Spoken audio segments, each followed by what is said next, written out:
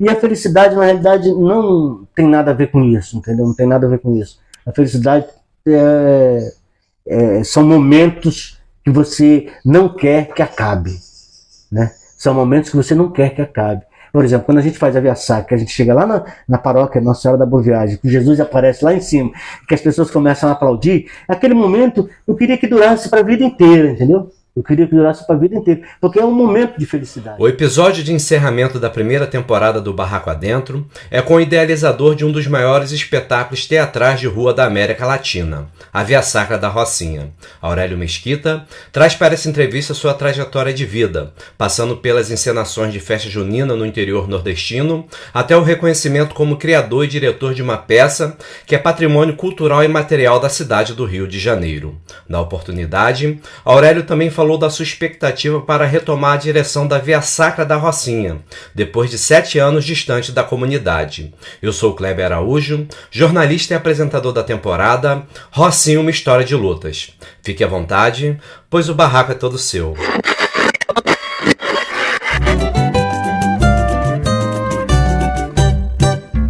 A favela, como você nunca ouviu.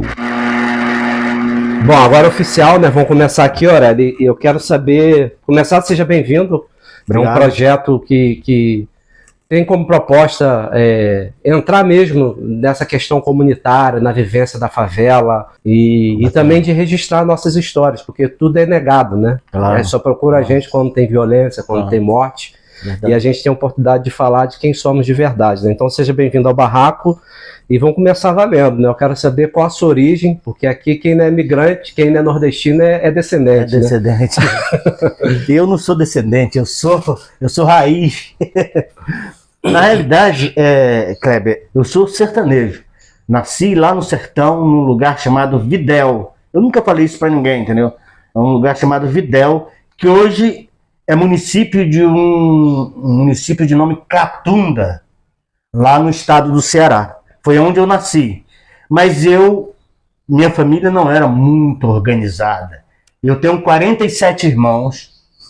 Meu pai casou com 7 mulheres. Eu tenho 47 irmãos. Da primeira mulher, que é a mulher com quem ele casou, que é a minha mãe, nós éramos 9. 6 morreram de fome. Salvaram-se 3. E a pandemia fez questão de levar, que era o mais velho de nós 3. Então, é uma família totalmente desorganizada, a minha família. Mas a minha origem é lá do sertão. E eu vim para a favela, não foi a passeio. Eu vim para a favela porque não podia morar na Vieira Solto, né? Nem na Avenida Nossa Senhora de Copacabana, nem Laranjeiras, nem nos bairros nobres. Eu vim para a favela porque era o único lugar que me cabia. A favela é a solução, né? A favela, na realidade, para mim foi a solução. Né? Para todo mundo. Para todo mundo, né? Foi a solução. Então a minha origem é a favela. E me fala uma coisa, que você veio para o Rio, você já veio direto para a Rocinha, então? Vim direto para a Rocinha. Qual ano que você veio para a Rocinha? 92. 92. E me fala assim... 92 não, 82. 82. 82 quando eu tinha 14 anos. Eu tinha 2. Olha a diferença. E eu quero saber qual foi o impacto, né? Tipo assim, que você vem do interior, acho que tem algumas diferenças estruturais, né? Totalmente. E eu quero saber qual o impacto da primeira impressão da Rocinha, qual o impacto da favela na sua vida, né? Como é que foi essa adaptação na comunidade? Quando eu cheguei aqui, o impacto foi terrível. Porque quando eu via um rapaz que morava aqui na Cidade Nova, chamado Lulu, era o ápice. O cara usava um 38. Olha, pra mim, era o cara mais assustador do mundo, entendeu? E eu tinha muito medo, entendeu? Eu tinha muito medo. A favela me assustava, entendeu? No início. Mas aí eu comecei a relaxar. Comecei a relaxar. Gostava muito de ir pra passarela. A passarela não era o que é hoje. Era uma passarela que as pessoas passavam e ela ficava... bambeando, né? Era toda de balangava. Balangava. E eu ficava dali olhando os barracos e imaginando, pô, como é que isso não cai, cara? Porque eu ficava, meu Deus do céu, um dia isso vai despegar tudo, cara. Eu vou embora daqui, eu não vou ficar aqui não. Mas aí você vai começando a ficar e eu comecei a me enturmar, entendeu? E encontrar, principalmente a galera mais jovens do que eu, que eram mais crianças, adolescentes. E eu ainda não tinha saído da adolescência direito, entendeu? Quando eu cheguei aqui no Rio de Janeiro. Então, eu ficava brincando. Se você perguntar a alguém aqui do bairro Barcelos, Você veio sozinho? Vim sozinho. A minha vinda para cá foi uma história também, entendeu? Foi uma história terrível.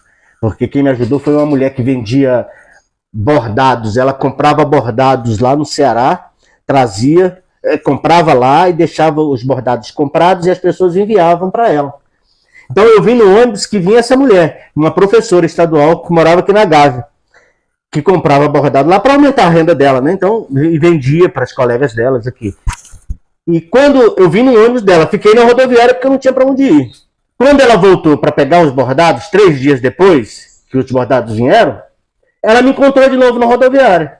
E como eu tinha animado a festa, a viagem toda, eu tinha animado, né? Contado piada. Tinha me virado, né, Bruno? Aurélio sendo Aurélio. Ela falou, o que você está fazendo aí? Eu falei, eu tô aqui esperando um lugar para ir. E não tem para onde ir, não. Aí ela me trouxe para casa dela. Aí eu fiquei pertinho da Rocinha. E aí conheci Martins, conheci o seu Francisco, que era um cara que era da associação do bairro Barcelos. E comecei a estudar em Niterói. Essa mulher que conseguiu para mim terminar o 2º grau em Niterói, numa escola particular.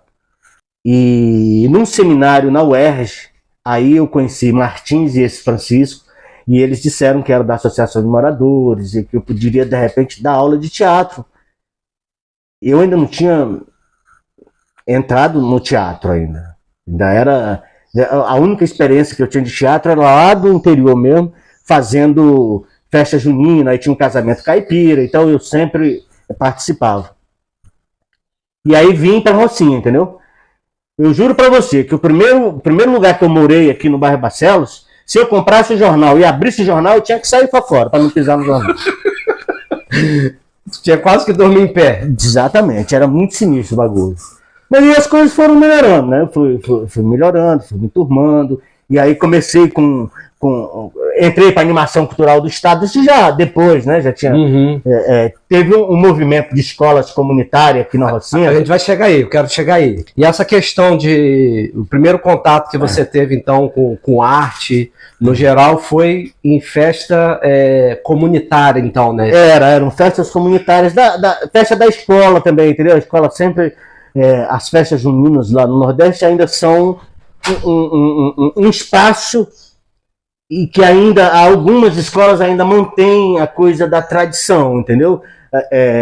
Porque as outras coisas virou um grande carnaval, né? Virou querendo imitar o carnaval do Rio de Janeiro. Aí uma roupa de um caipira custa R$3.000. Onde que um caipira tem R$3.000 para gastar numa roupa?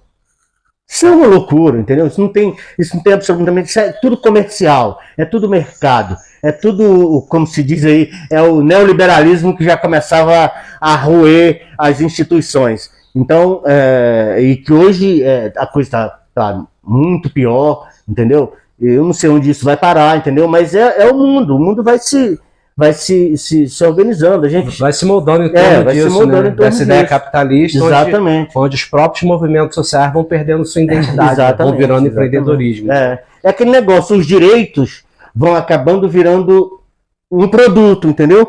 Que uma empresa vai vender. Só que uma empresa vai vender para quem pode pagar. Quem não pode pagar, não vai ter aquele produto. Entendeu? Então, transformar um centro cultural numa empresa, um posto de saúde numa empresa, esse é o objetivo do neoliberalismo, entendeu? É transformar o direito num produto.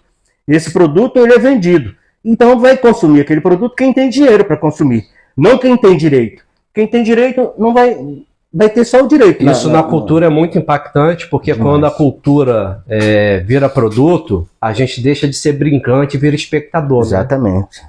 Né? A gente só assiste, a gente não participa mais. Né? Isso é uma coisa que é muito forte na cultura brasileira. Todo artista que vem no Brasil, ele se impressiona muito com a participação. O pessoal canta mesmo não sabendo cantar, aplaude o tempo todo. A Olimpíada foi um trabalho danado que o pessoal aplaudia quando não era aplaudir, gritava. Porque é da nossa cultura ser brincante. A nossa cultura é do terreiro. Tanto do terreiro de de macumba, Aham. como do terreiro indígena, aquela Claro, a roda, ciranda, ciranda. é tudo isso. Nós somos brincantes, Exatamente. né? E isso tem um impacto muito negativo Tem. na nossa Tem. cultura, porque Tem. isso Tem. fere Tem. é quem nós somos de É. verdade. Isso é muito forte que você está falando aí. E não, porque na realidade isso que eu tô falando é uma coisa que eu sofro isso, entendeu? Eu sofro por conta de uma resistência que eu tenho ao capitalismo, entendeu? Ao capitalismo pegar a cultura e transformar num produto. E quem me conhece sabe que desde o início o meu discurso é sempre dizendo, olha, a gente tem direito, está na Constituição, vamos cobrar para que isso venha. Porque na Constituição está, no Estatuto da Criança e do Adolescente lá, é obrigação dos municípios promover a cultura para essa galera. Mas me diga aí, me diga no Brasil, um município que tenha um espaço fazendo isso. De verdade. É muito difícil. Então tem. Tudo é capitalizado. Tudo é capitalizado. E eu acho interessante a gente estar falando aqui dessa questão da cultura, direito à cultura, de não ser, de não se tornar um produto. Ganhar dinheiro todo mundo tem que ganhar. Claro. Isso é fato, né? Mas eu acho interessante que você começa uma trajetória, você traz essa questão comunitária, você é muito comunitário, isso é legal, porque no interior também tem essas coisas, as manifestações populares são comunitárias. Totalmente. E como é que é esse contato com o teatro, fala assim, por exemplo, tirando essa questão do articulador local, como é que o pessoal te reconheceu, como o Martins te convida, antes mesmo de você ter um envolvimento forte, como é que ele identificou isso? E por que você fez um trajeto? Eu queria entender esse trajeto, porque normalmente a pessoa faz um trajeto para televisão. E você você passa por uma escola de teatro, trabalhou com José Maria Rodrigues. E de repente você canaliza toda essa sua força, essa sua potência para a favela.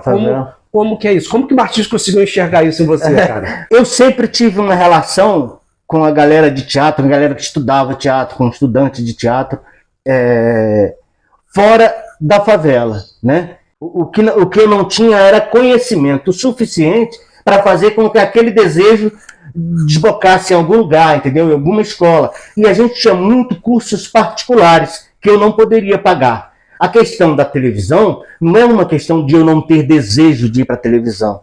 A televisão sempre foi e ainda é, embora tenha mudado um pouco, mas ainda não é o ideal, ela sempre foi um veículo muito afunilado, entendeu? Então, as pessoas que entram na televisão, elas têm que ter um padrão que o mercado exige, né? Que o mercado exige. Lá no início, quando eu comecei, nós montamos um espetáculo na Tijuca, chamado O Conto das Três Raças, Negritude. E tinha uma cena de TV. Inclusive, eu que fiz a TV, né? Uma TV para. E os atores faziam, e era uma cena de racismo. Então, o patrocinador ligava para o dono da televisão, dizendo que se não tirasse aquela cena do ar, ele ia tirar o patrocínio. Então, óbvio, o cara da televisão mudava a cena, entendeu? E ali, naquela cena ali, eu entendi muitas coisas que vieram comigo, entendeu? De uma cena de teatro, entendeu? Não foi um livro que eu li, não foi uma palestra, foi uma cena de teatro que me trouxe essa consciência, entendeu? De eu reconhecer em mim a negritude que eu carrego e o negro que eu sou, né? Eu sou amarelo porque eu não tenho tempo de ir à praia, entendeu? Mas eu sou negro. O meu pai era azul, de tão negro que ele era, de tão preto que ele era. Meu pai era azul. A mãe do meu pai, a minha avó é filha de escravo. É filha de escravo. A minha avó, com 115 anos, ela ficava de cócora fazendo tapioca numa pedra. Eram minhas férias que eu ia passar na casa da minha avó. A lembrança melhor que eu tenho da minha avó, foi a única avó que eu conheci. Então, é isso, cara. A minha vida não foi uma coisa formal, entendeu? Eu não tive ali aquela coisa que, como diz o professor Clóvis de Barros Filhos, o platonismo na minha vida, entendeu? Você faz o ginásio desejando entrar no científico, você faz o científico desejando fazer o vestibular desejando a universidade desejando o emprego, aí você trabalha, depois no final da vida você vai para a aposentadoria e e etc. Eu não tive essa sequência cronológica na minha vida. Foi tudo muito bagunçado, entendeu? Foi muito bagunçado. Então, todas as oportunidades que eu tive de aprender, eu não deixei passar, velho. Eu não deixei passar. Eu sempre usava aquela máxima. O Raul Seixas, uma vez, num show em Santos, o Raul Seixas falou, olha, quando a felicidade bater na sua porta, abra, se abrace com ela, faça o que você puder com ela. Porque não é sempre que ela vai bater, entendeu? Ela vai demorar um ciclo para depois bater de novo. Então aproveita. E o teatro foi esse abraço da felicidade. Foi esse abraço. Se não fosse o teatro, se não fosse a minha paixão, meu desejo de fazer teatro, talvez tenha sido isso que o Martim enxergou nessa palestra na UERJ, porque eu era teatral fazendo os meus discursos. Eu estava fazendo teatro, entendeu? Eu estava fazendo teatro. Porque eu queria que as pessoas ouvissem, mas eu queria que as pessoas sentissem também, entendeu? Qual foi assim, tipo, como foi esses primeiros trabalhos seus aqui na Rocinha? Você vem, acho que é muito paralelo a sua vivência no teatro também fora, né? Nossa. Mas como que foi essa primeira experiência na Rocinha? Uma escola, quem tinha aqui, quem fazia teatro nessa época aqui? Porque tem a história da Maria do Teatro. Tia Maria do Teatro, eu fiz uma peça com a Tia Maria do Teatro. Eu fiz uma peça com a Tia Maria do Teatro. Eu fazia o filho dela, fazia o filho bom dela. E tinha um outro carinha aqui que fazia o filho mal. Porque a história era dela. O Gilson Moura é um pernambucano, é um artista pernambucano, ator. Ele ficou muito conhecido porque ele foi o cara que matou o Lampião na série que a Globo exibiu. Ele é o ator que mata o Lampião. O Gilson Moura, ele é pernambucano. Gente boa, um cara... Gente boa. Doido, né? Doido, louco. Ele foi da Rio Arte. E na época o presidente da Rio Arte era eu não lembro o nome do cara, mas ele era homossexual. Então era um cara legal, um cara que queria conversar, que queria... Ele estava cansado dessa coisa do teatro, Zona Sul, ele queria expandir, né? E o Gilson Moura foi lá com esse projeto de vir para a Rocinha fazer uma atividade de teatro, que era a Universidade Popular da Rocinha. Ele deu o nome desse trabalho. E aí eu conheci o Gilson Moura, eu já conhecia a Tia Maria, das escolas comunitárias, como eu te disse, tive uma participação no movimento comunitário de escola comunitária, porque não tinha escola da favela, as escolinhas eram escolas particulares, entendeu? Passou-se a ter depois desse movimento, os centros comunitários, por exemplo, da Rua 2, o da Alegria das Crianças, lá no Valão, a própria ASPA, a Rua 1, aí esse movimento também fez com que eu conhecesse a Tia Maria do Teatro. A Tia Maria, qual era o grande barato da Tia Maria do Teatro? Era improviso, né? Embolada, conhecida lá no Nordeste como embolada. E a Tia Maria era a mulher que ficava falando repente sobre as coisas. Você estava mexendo no balão, ela fazia um repente do balão. Estava mexendo na escola, ela fazia um repente da escola. Então ela animava a reunião, né? Ela animava a reunião, né? Também. Então, e ela tinha os filhos dela, não sei se ainda estão aqui na favela, tinha a Cida, a Aparecida, o nome dela, que morava aqui, que era filha da Tia Maria. Eu tinha um respeito profundo pela Tia Maria, uma das artistas que eu aprendi muito. Então, uma das suas referências... a Tia Maria. Tia Maria é uma das minhas referências. Oh, que bom, cara. A Tia Maria, José Maria Rodrigues é uma referência, entendeu? Augusto Bal é uma referência minha, entendeu?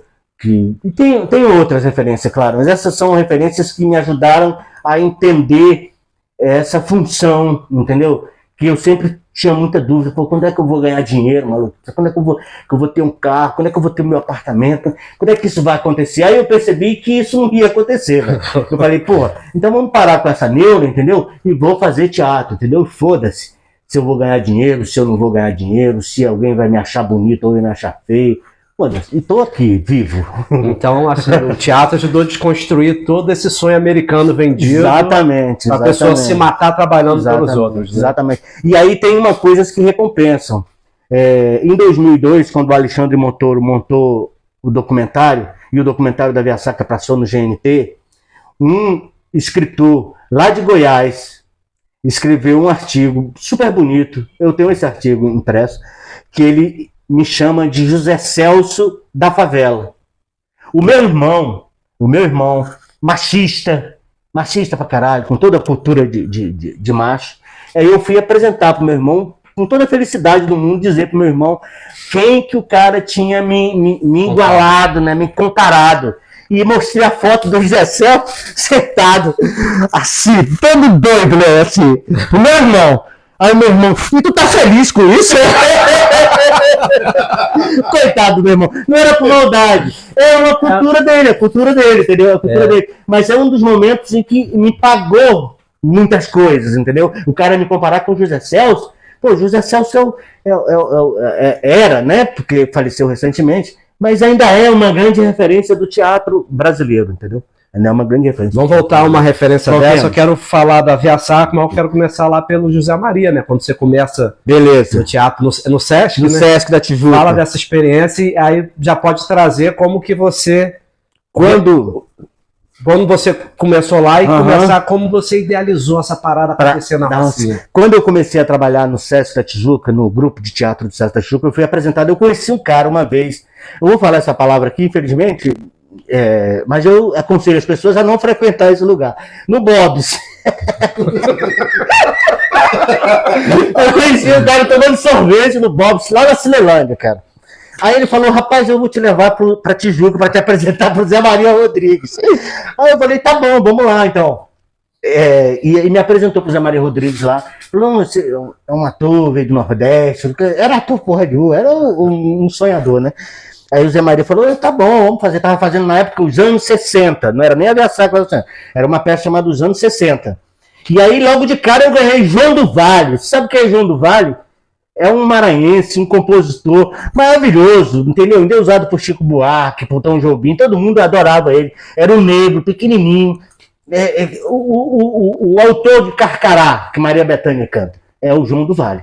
Então eu fazia o João do Vale na peça de teatro e fazia um dançarino que dançava uma música de Piaf. Para você ver, a minha cultura era tão rasa que quando o Zé Maria falou, você vai ser o dançarino de Piaf, eu falei, quem é a Piaf aqui no grupo? Quem é a Piaf aqui no grupo? Depois eu descobri a cantora francesa. A cantora francesa. Lá foi uma escola também, entendeu?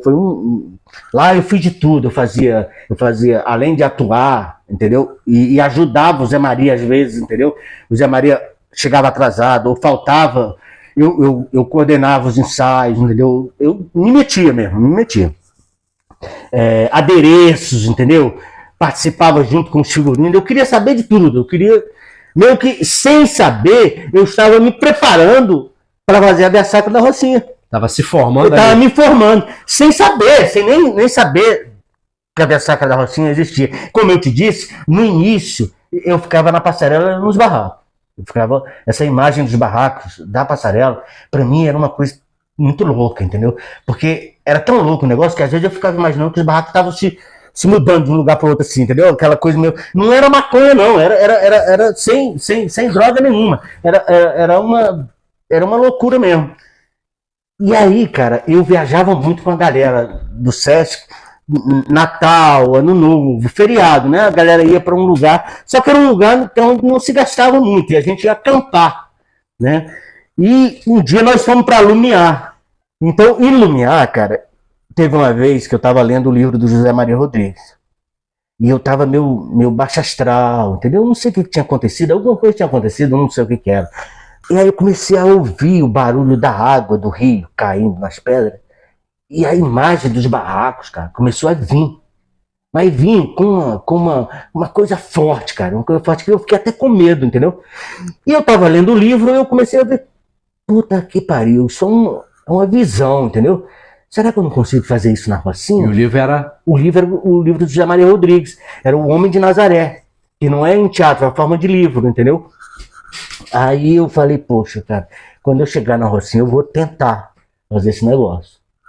E aí quando eu cheguei aqui no Rio foi aquela loucura, meu amigo, para tentar fazer um projeto. Eu sei que o primeiro projeto era tudo desenhado à mão, era feito à mão. Não tinha computador ainda, a gente não tinha acesso a computador, todo mundo... Fazia meio que um quadrinho, né? Era a máquina de escrever, o grande moderno era a máquina de escrever elétrica. Era a grande modernidade, que não precisava usar o liquid, porque ela tinha um próprio apagador dela. Então era o grande barato dessa tecnologia analógica. E aí consegui fazer o primeiro projeto, procurei o Fábio é um fotógrafo que era na época era presidente do Jornal Tagarela, foi do Jornal Tagarela. Isso, foi um dos presidentes do Centro Comunitário da Rua 2, do Fábio. Fazia fotos, e ainda faz, eu não sei onde o Fábio se encontra hoje, mas o Fábio não deve ter morrido, espero que não. É um fotógrafo brilhante, tem fotos da Rocinha desde o início da Rocinha, tem fotos muito antigas da Rocinha. E aí falei com ele dessa doideira, né? Fazer esse negócio. E ele falou que a ideia era maravilhosa. Ele falou, pô, isso é uma ideia muito legal, cara. Vamos fazer sim. E aí comecei a juntar pessoas, né? Chamar pessoas. E aí teve muita gente que participou na época, tinha Que ano isso, Aurélio? Isso, 92. 1992, meu amigo. Olha, muito tempo, cara. Não tinha nem cabelo branco ainda. Aí a gente juntou a galera e começamos a ensaiar, cara. Começamos a ensaiar. Nossa, nem eu sabia que ia dar certo. Queria fazer só por conta daquela imagem lá que foi forte, entendeu? E aí fizemos, cara. A trancos e barrancos. A gente conseguiu R$900 na época para patrocínio. Olha, R$900, cara. Todo mundo fez por amor, fez para se divertir. Era uma grande diversão. A roupa era feita tudo com coisas que a gente levava de casa, capa de sofá, guarda-chuva velho. Era assim. E como funcionou? Tipo, já fez subindo? Já fez subindo, todinho, meu amigo. Do boiadeiro até dentro da paróquia. Usamos na primeira apresentação, sabe quem foi os guardas da Via Sacra? Era a comissão de frente da escola de samba. Todinha, eles toparam participar, cara. Olha que doideira, olha que coisa maravilhosa. Participar com o uniforme deles, que era um uniforme de romano que eles tinham desfilado na escola de samba. O Abadá Capoeira também topou participar um ano também. O grupo mesmo, entendeu? E tem um momento da Via Sacra que é uma procissão, e nessa procissão a gente botou o grupo Abadá Capoeira tocando berimbau e música de capoeira, e palma, e porra, foi muito legal, foi muito legal. Então o primeiro ano foi do caralho, mano. Foi do caralho. O Fábio ficou doido lá no tinha um estúdio de fotografia. Depois da fundação, quando terminou a peça, a gente foi pro estúdio de fotografia. E aí, maluco, o Fábio, caralho, isso é muito doido, a favela inteira tá sabendo, não sei o quê.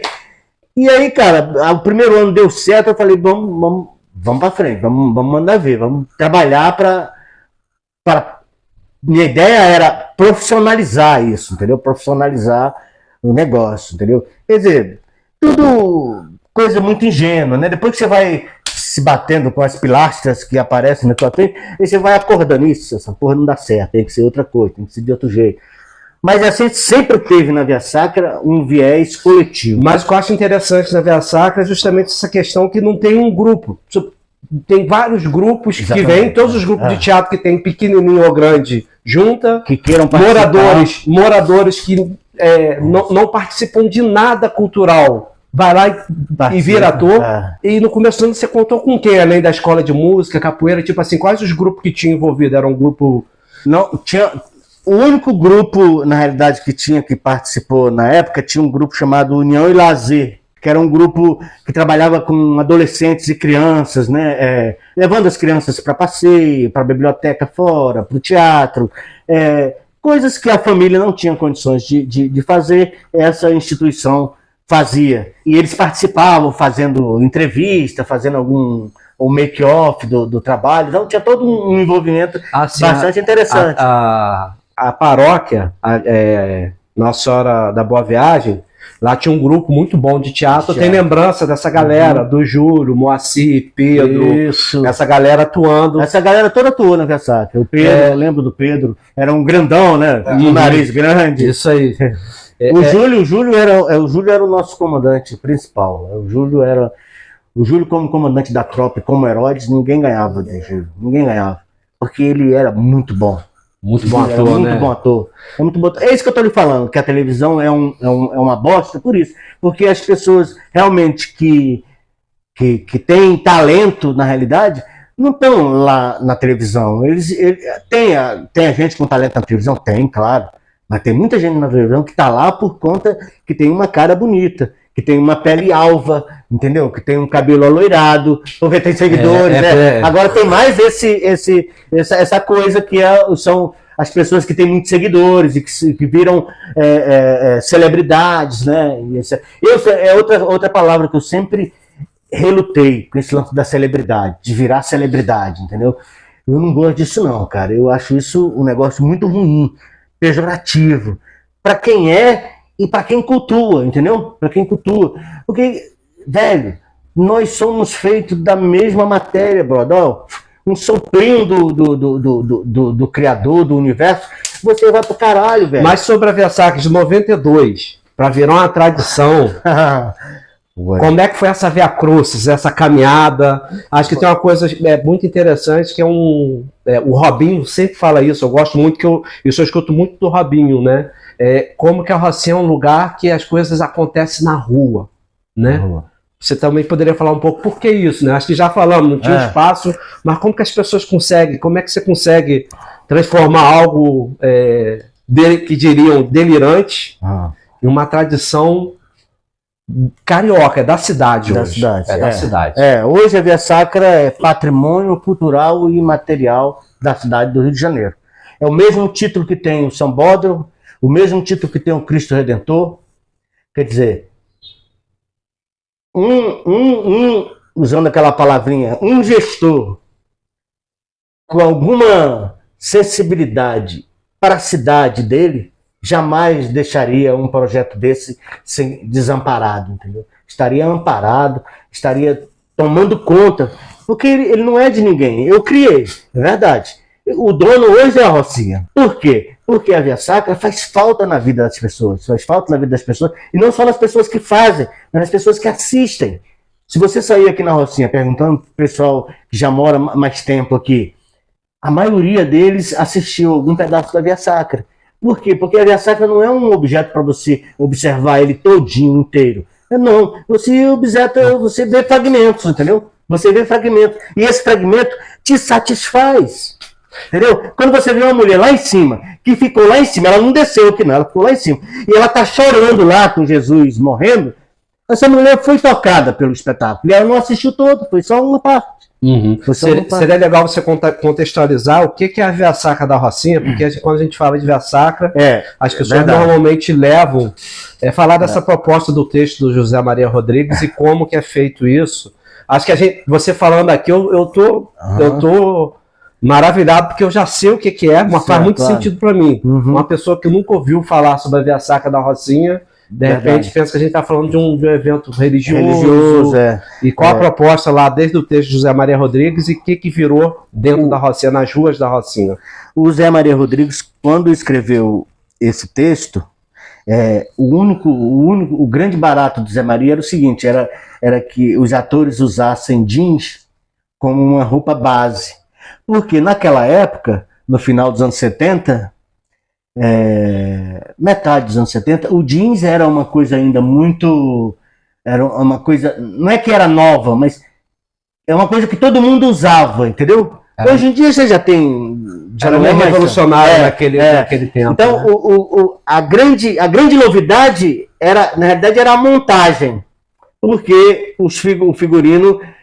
usava o jeans, né? Entrava o jeans no negócio. Só que quando você começa a ler o texto, tem algumas coisas no texto, por exemplo, um exemplo só. Quando Madalena encontra com Jesus, né? E, embora o texto tenha várias não digo falhas, várias encontros com a questão bíblica, a questão dos personagens homens serem aparecem demais, né? Eu não chamaria o texto de machista, mas ele porque tem a ver com o seu tempo também. Exatamente, né? A gente não pode, não dava para desconstruir tanto assim. Mas ele propõe uma outra discussão a respeito, entendeu? Ou seja, ele propõe que a gente discuta o Jesus histórico, né? Porque hoje a gente já tem informações. Jesus é um personagem do caralho, entendeu? O cara morreu, velho, e o calendário zerou. Me mostre uma outra figura da humanidade que morreu e o calendário zerou. O calendário zerou, brother. Deve ter dado uma treta com os boletos da porra, né? O cara zerou, eu vou pagar já a luz. Pagar. Quem fala isso é o Rodrigo Marques. O Rodrigo Marques contando a história de Jesus, é um barato, né? Mas Jesus é um personagem na história muito fantástico, cara. Ele falou de quase tudo. É óbvio, se você buscar hoje nas falas de Jesus sobre o Facebook, não existia o Facebook. Isso aí é um problema que a gente vai ter que resolver, entendeu? E nem qualquer outro pensador, o que eles têm sobre essa coisa moderna, é muito pouco o que eles têm escrito. Isso é uma coisa, um pepino que a gente vai ter que resolver, entendeu? Mas sobre a vida ele tocou em todos os pontos. Ele tocou em todos os pontos. Então, Jesus, historicamente, é um personagem maravilhoso. Eu acho que é o maior personagem que os seres humanos têm para encenação. Como que adapta um texto que tem a ideia de humanizar, também de desconstruir para a favela? E como que isso acontece? Não é fácil, não foi fácil, Kleber. E não é fácil ainda, entendeu? Não é fácil ainda. Todo ano, quando a gente vai fazer, as pessoas chegam lá cheias de coisas já fabricadas, entendeu? Que elas trazem com elas. E é muito difícil de você quebrar essa coisa cristalizada nas pessoas para fazer com que elas comecem tudo de novo. Pensem tudo de novo. Tudo que você sabe sobre esse cara, esquece. Vamos fazer de novo, vamos fazer de uma outra forma, vamos pensar de uma outra forma. Isso não é fácil. Fazer com que as pessoas comecem a ver o Jesus como olhar um homem, por outro lado, né? Entendeu? Olhar por outro lado, sem a questão da religiosidade, da áurea mítica, que é muito forte, entendeu? Ninguém quer descristianizar Jesus, tirar essa áurea do Jesus. Quem vê o Jesus com essa áurea, as religiões que veem isso não nos incomoda. Mas nós somos artistas, entendeu? De teatro popular. Estamos falando por uma população que é negado a elas uma porrada de coisas, entendeu? Então a gente tem que ser o mais profundo honesto com eles, entendeu? Honesto com eles é aquela informação que eu sei e que é científica, não é uma informação que eu inventei, entendeu? É uma informação de que Jesus existiu, de que há resquícios verdadeiros de que Jesus existiu. Isso não é a gente que inventou, não. Nós não estamos mentindo para as pessoas. Nós estamos falando aquilo que é real. Agora, que o Jesus foi pego para ser garoto propaganda das religiões, e aí as religiões, cada uma mexem o seu angu do jeito que querem, do jeito que acham melhor para si. Isso não é uma coisa que está no nosso poder destruir isso, e nem nós queremos destruir isso. O que a gente quer é construir algo novo, que as pessoas observem e que isso faça com que elas pensem a vida delas, entendeu? Pensem a vida delas, porque o grande barato, a revolução que Jesus propõe, não era uma revolução de arma, entendeu? Não era uma revolução de pegar foice, machado, fuzil, revólver, pistola, vamos para a guerra. Não, a revolução é dentro de você, entendeu? É interna, é uma revolução interna, uma revolução de você pensar na essência da vida diferente. Essa é a revolução que Jesus prega, entendeu? Essa é a revolução. E é uma revolução, porque propõe um outro modo de organizar a sociedade. É revolucionário, Jesus era revolucionário. Caminhando para fechar, eu quero que você falasse um pouquinho do Roça Caça Cultura, né? Acho que é um trabalho também incrível de formação de jovens, atores. Olha, se a gente for ver, cara, como é que a gente fez coisas bacanas, né? O Roça Caça Cultura, cara, é uma ideia que foi criada assim pela galera, uma galera, entendeu? Uma galera. Eu lembro demais que a primeira peça que a gente fez era Fragmentos da Roça. E a peça não foi escrita por mim, entendeu? Foi escrita com coisas que as pessoas foram buscar nas casas das pessoas, foram entrevistar moradores, da onde você veio, quanto tempo você está aqui, como é que era, como é que não era. Quer dizer, foi um trabalho riquíssimo, entendeu? Antropológico. Exatamente. Mas é mesmo. Sim, com certeza. E depois nós criamos também uma coisa muito legal aqui, que era o Sebo Cultural Volante. Isso antes da internet bombar, nós éramos o grande barato da internet. Nós éramos o grande barato da informação, porque a gente pegava livros de fora. Eu ganhei uma biblioteca inteira de um comunista lá de Niterói. Ele morreu e a filha dele falou, não, Aurélio, leva os livros dele e faz o que você quiser. E a gente doou os livros aí, vendia R$1. O grupo, a gente dava com carrinho de mão, o Sebo Cultural era um carrinho de mão, porque é o carrinho que funciona nos becos, e também porque o carrinho de mão é muito ligado à cultura das pessoas que trabalham na obra, O carrinho de mão é reconhecido pela Para galera. carregar o gás. Exatamente, para carregar o gás. Então, a gente tinha um carrinho de mão e a gente tocava violão, cantava, recitava poesia, chamava as pessoas para pegarem livro. Meu teatro. Quando sai na rua, noite de lua. Então, era uma delícia, entendeu? Essas coisas são coisas que a gente fez e que a gente nem mensurava o valor, mas se a gente for, um dia, se eu for escrever a minha história, isso tem um espaço importante. E é legal que o Raça Cultura acabou virando a base da Via Sacra, né? Exatamente. Tipo, produção, atores, quando você saiu a direção. E fala da sua expectativa dessa volta aí. Então, rapaz, olha, essa volta a gente tem. Olha, eu tô muito ansioso, entendeu? Ansioso, mas muito animado também. A gente tem uma pessoa, que eu vou falar o nome dela aqui, porque ela me ajudou a estar aqui, entendeu? Me ajudou financeiramente a estar aqui. Porque, por exemplo, lá no Nordeste, o que eu ganho lá é só para comer, entendeu? O que me pagavam lá dando aula era só para comer mesmo. Então, eu trabalhava para sobreviver ali, entendeu? Então, por exemplo, minha casa lá, ela tá precisando de telha e de caibo e ripa. Se não cai, não cai. Então, eu tô nesse trabalho lá em Barra do Piraí, entendeu? Esse Hernani, que é o dono do hotel onde eu estou, é uma pessoa que eu sou agradecido profundamente. Primeiro porque a fazenda dele, uma fazenda histórica que ele tem, ele me convidou para dirigir um espetáculo na fazenda para vender para os turistas. Está em cartaz há 6 anos. O espetáculo lá. É Decadência com Elegância. Escrita pelo Júnior Vassourense. É um rapaz lá de Vassoura. Ele é subsecretário de Cultura lá em Vassoura.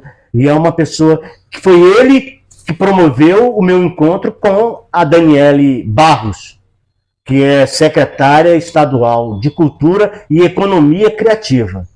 E nesse encontro com a Daniele, ela me falou do desejo de apoiar a Via Sacra da Rocinha. Depois, nesse mesmo hotel onde eu apresento o circo, que é lá na Fazenda Ribeirão, a quem eu recomendo, aquelas pessoas que têm recursos, de passar um final de semana com a sua família lá, é uma maravilha, porque lá é um negócio muito chique, tem uma comida muito boa e tem um atendimento especial. Eu encontrei lá um assessor especial da Secretaria de Cultura do Estado.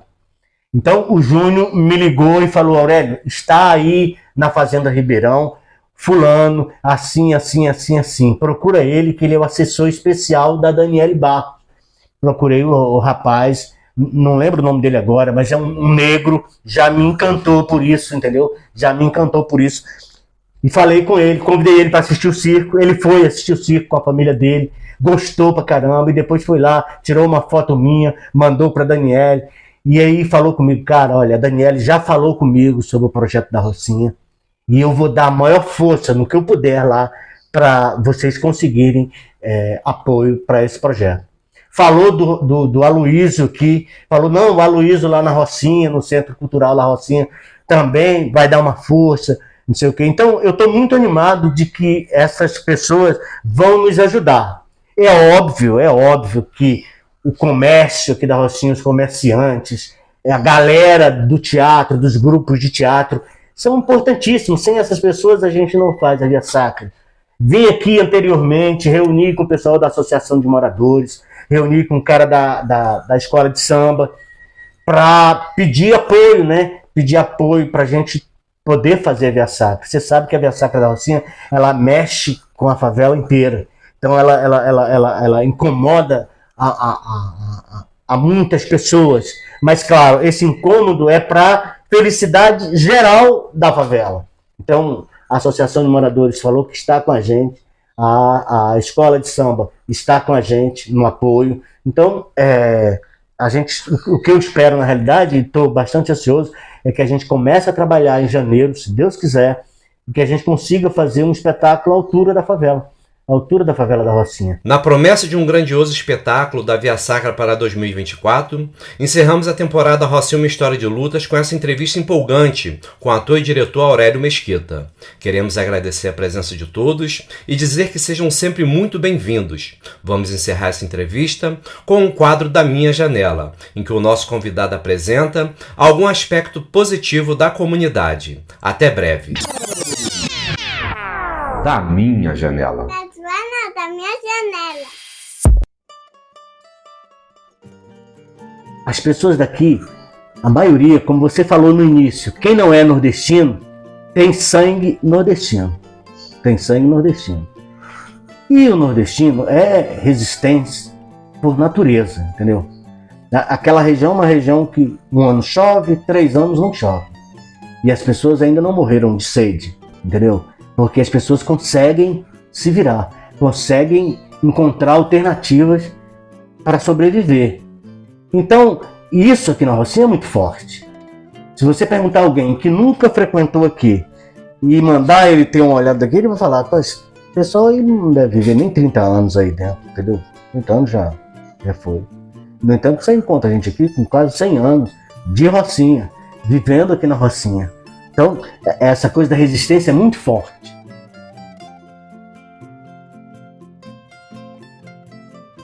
Esse episódio foi realizado com o apoio da Secretaria Municipal de Cultura da Prefeitura do Rio de Janeiro, através do 2º edital de Fomenta a Cultura Carioca. Direção e entrevista Kleber Araújo, intérprete de Libras Tamires Alves Ferreira, produção Robson Melo, arte gráfica Ludmila Freitas, consultoria do Instituto do Marketing com Maria Olive e Sandra Manoeli. Música usada na vinheta de abertura, Em Cima da Linha, do Grupo Chorando à Toa, da Escola de Música da Rocinha.